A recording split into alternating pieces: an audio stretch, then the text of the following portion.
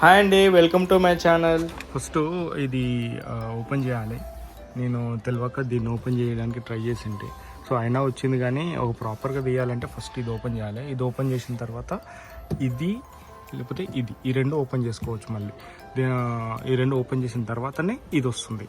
So ఏంటంటే దీనికి interlink lakhs ఉంటాయి. సో దీని లాక్ దీనికి బేస్ చేసుకొని ఉంటుంది, మళ్ళీ దీని లాక్ దీనికి బేస్ చేసుకొని ఉంటుంది. సో అందుకోసం అని చెప్పి ఫస్ట్ దీన్ని తీయాలి. దీన్ని తీసిన తర్వాతనే ఇది వెళ్తుంది, దీన్ని తీసిన తర్వాతనే ఇది వెళ్తుంది మళ్ళీ. సో అట్లా దీన్ని కింద క్లిప్ లాక్స్ ఉంటాయి. క్లిప్ లాక్స్ ఓపెన్ చేస్తే సరిపోతుంది. యాక్చువల్గా ఇక్కడ ఈ నార్మల్ లాక్సే ఇవన్నీ, ఈ పుష్ లాక్స్. జస్ట్ థ్రెడ్ ఉంటుంది, నార్మల్ థ్రెడ్ ఉంటుంది.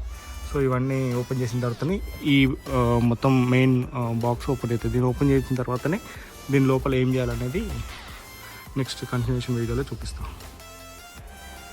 సో ఇప్పుడు ఇది ఇక్కడ ఓపెన్ చేసే ముందు నేను రికార్డ్ చేయలేదు. సో అందుకోసమనే ఇదంతా అయిపోయిన తర్వాత మళ్ళీ ఓపెన్ చేసి ఈ వీడియోకి ముందు అది యాడ్ చేసిన.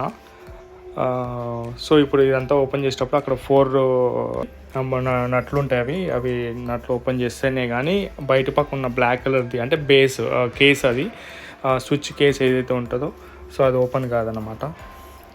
సో ఈ 4 ఓపెన్ చేయాలి. ఓపెన్ చేసిన తర్వాతనే ఇక లోపల మళ్ళీ ప్లగ్ ఒకటి ఉంటుంది, ఆ స్విచ్కి సంబంధించిన ప్లగ్. అది తీసి డిస్మెంటల్ చేసేసేయాలి. సో ఇది అయిపోయింది, ఓపెన్ అయింది. సో దీన్ని తీసే ముందు కూడా మనం అక్కడ డైరెక్ట్ ఇచ్చి చూడొచ్చు అది ఎట్లా పనిచేస్తుందా లేదా అనేది. అంటే స్విచ్ ప్రాబ్లం ఉందా లేకపోతే కంప్లీట్ ఏమైనా వేరే ప్రాబ్లంగా అంటే వైర్ కనెక్షన్ ఏమైనా ఉందా అని చెప్పేసి ఇక్కడ ప్లగ్ దగ్గర డైరెక్ట్ ఇచ్చి చూడాలి. ఈ ప్లగ్ దగ్గర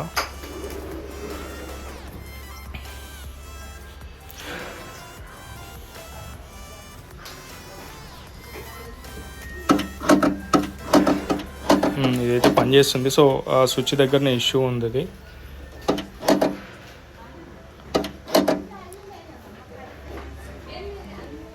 ఆ టక్ టక్ అని శబ్దం వచ్చేది ఆ స్విచ్దే, అది లాక్ది. అది స్విచ్ దగ్గర చెక్ చేయాలి. ఇప్పుడు స్విచ్ ప్రాబ్లం కంప్లీట్ స్విచ్ ఖరాబ్ అయిందా లేకపోతే లోపల కార్బన్ వచ్చే ఛాన్సెస్ ఉంటుంది. సో ఆ స్ప్రే చేసి కొంచెం బటన్ ప్రెస్ చేస్తూ ఉంటే లోపల రస్ట్ వచ్చింది ఏదైతే ఉంటుందో కార్బన్ వచ్చింది అది వెళ్ళిపోతుంది.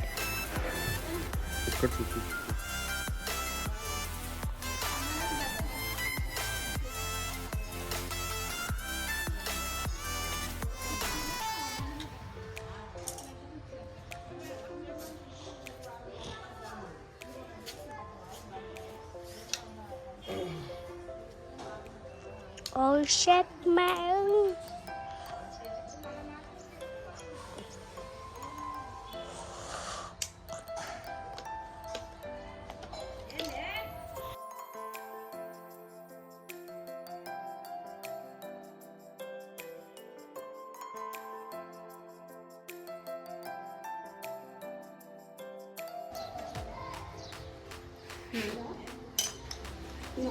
సో ఇది యాక్చువల్గా రస్ట్ ఫ్రీ స్ప్రే అంటారు. సో ఇది మనకు దేనికి యూజ్ చేస్తారంటే మనకు బైక్ కానీ కార్ కానీ లాక్స్ ఏదైతే ఉంటాయో ఆ లాక్స్కి లోపల టైట్ ఉన్నప్పుడు ఇది స్ప్రే చేసి దాన్ని ఫంక్షన్ చేస్తే ఫ్రీ అయితే లోపల రస్ట్ వచ్చింది వెళ్ళిపోతుంది కార్బన్ టైప్లో.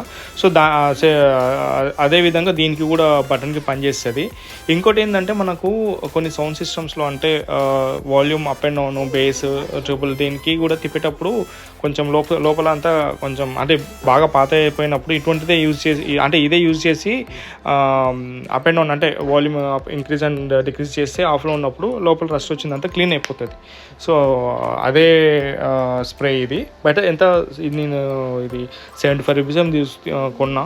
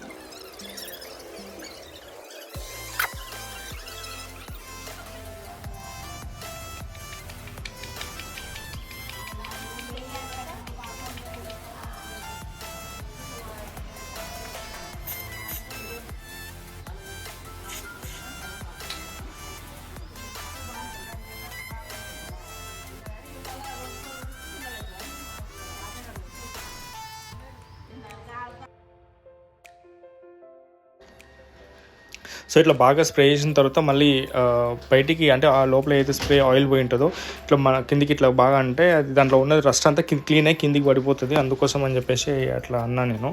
ఎందుకంటే ఆల్రెడీ రస్ట్ ఉంటుంది, ఆ డస్ట్ వచ్చి ఉంటుంది ఆ రస్ట్ తోటి. సో ఆ స్ప్రే చేసినప్పుడు లోపల ఆయిలీ ఉంటుంది కదా, ఆ వాటర్ ఎక్కువైపోయినప్పుడు లిక్విడ్ అట్లా కొట్టినప్పుడు కిందికి పడిపోతుంది దాంట్లో ఉన్నదంతా, లేకపోతే లోపలనే ఉండిపోతుంది. మళ్ళీ ఎప్పుడైనా అది మళ్ళీ ప్రాబ్లం వచ్చే ఛాన్సెస్ ఉంటుంది. సో ఫిట్ చేసే ముందు డైరెక్ట్ బయట అక్కడ నుంచి ఇచ్చి చూస్తే మనకు తెలుస్తుంది ఏందనేది పని చేస్తుందా లేదా అని.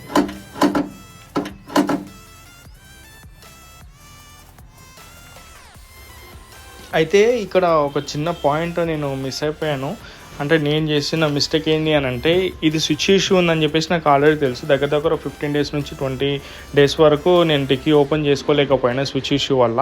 సో ఈ స్ప్రే అనేది కంప్లీట్ ఇట్లా ఓపెన్ చేసి రిపేర్ చేయడం అవసరం లేదు. అక్కడ ఏదైతే మీకు వైట్ కలర్ బటన్ కనిపిస్తుందో ఆ డిక్కీని ఓపెన్ చేసి ఆ స్ప్రే అక్కడ చేసేసి ఆ 2-3 సార్లు ఫంక్షన్ చేసేస్తే ఆటోమేటిక్గా అది పనిచేసే ఛాన్సెస్ ఉంటుంది. ఇప్పుడు నేను ఓపెన్ చేసి చేసింది ఏదైతే ఉందో అదే ఓపెన్ చేయకుండా అక్కడనే డైరెక్ట్ స్ప్రే చేసి అట్లా చేస్తే కూడా క్లీన్ అయ్యే ఛాన్సెస్ ఉంటుంది.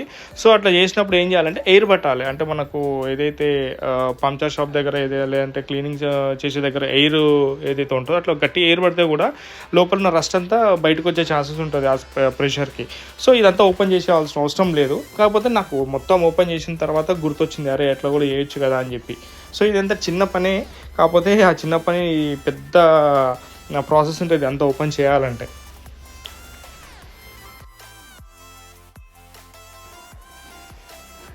యాక్చువల్గా ఇక్కడ కూడా ఈ స్విచ్ ఖరాబ్ కాకపోతున్నానేమో. ఏమైందంటే ఒకరోజు వాష్ చేసేటప్పుడు నేను బాగా వాటర్ కొట్టిన ఆ స్విచ్ ఉన్న ప్లేస్లో వాటర్ కొట్టినప్పుడు వాటర్ కొట్టే కొద్దీ లోపలికి వెళ్ళి డస్ట్ వస్తూనే ఉంది. అరే డస్ట్ వస్తుంది కానీ బాగా కొట్టిన వాటర్ స్టోరేజ్ అయి ఉన్నాయి అందులో ఆ స్విచ్లో. ఆ వాటర్ ఉన్నప్పుడు నేను బటర్ ఫంక్షన్ చేసే వారికి లోపల ఆ డస్ట్ వేరుకొని కొంచెం ఎంతైనా సరే బటన్ అనగానే కొంచెం స్పార్క్ ఉంటుంది కదా, ఆ స్పార్క్లో అది స్పార్క్ వచ్చేసి లోపలనే అది రస్ట్ వచ్చిపోయింది. అందుకోసం అని చెప్పేసి ఆగిపోయింది. సో అది రాంగ మొత్తానికి బంద్ అయిపోయింది. ఫస్ట్ కొద్ది రోజుల వరకు అప్పుడప్పుడు ఓపెన్ అయ్యేది. అంటే 2-3 సార్లు ప్రెస్ చేసినప్పుడు ఆ డిక్కీ ఓపెన్ అయిపోయేది. అది ఇంకా రాంగ డిలే అయిపోయింది ఇంకా పనిచేయడం. ఇంకా అందుకోసమే ఇబ్బంది అవుతుందని చెప్పేసి కంప్లీట్ ఓపెన్ చేసి రిపేర్ చేయాల్సి వచ్చింది. సో ఇది ఇంకోసారి ఇంకా నెక్స్ట్ టైం ఎవరైనా ఇది రిపేర్ చేసేటప్పుడు ఖచ్చితంగా ఒక పర్సన్ పెట్టుకుని, ఎందుకంటే తీసేటప్పుడు సరే కానీ పెట్టాలంటే అది పెట్టేటప్పుడు మాత్రం చాలా కష్టంగా ఉంటుంది. అది చాలా బరుగుంది అది లోపల కవరు. సో ఖచ్చితంగా సపోర్ట్ అయితే అవసరం. ఒక్కరైతే పెట్టలేరు దాన్ని, ఎందుకంటే ఒకసారి పెడుతుంటే ఇంకోసారి ఊడిపోతుంటుంది, ఇరిగిపోయే ఛాన్సెస్ ఉంటాయి ఆ లోపల లాక్స్ కూడా. సో ఎందుకైనా మంచి వీలైతే ఎవరినైనా పెట్టుకుంటే బాగుంటుంది. సో ఇదండి టెయిల్ గేట్ స్విచ్ రిపేర్ అయితే సాల్వ్ అయిపోయింది. సో ఇంకా కొన్ని చిన్న ఇష్యూస్ ఉన్నాయి ఇదే కార్కి సంబంధించినవి, అవి రికార్డ్ చేసి నేను ఖచ్చితంగా నెక్స్ట్ వీడియోలో యాడ్ చేస్తాను. So that's it. Thanks for watching. ఎవరైనా ఫస్ట్ టైం చూసే వాళ్ళు ఉంటే లైక్ చేయండి, సబ్స్క్రైబ్ చేసుకోండి, షేర్ చేయండి. Thanks for watching.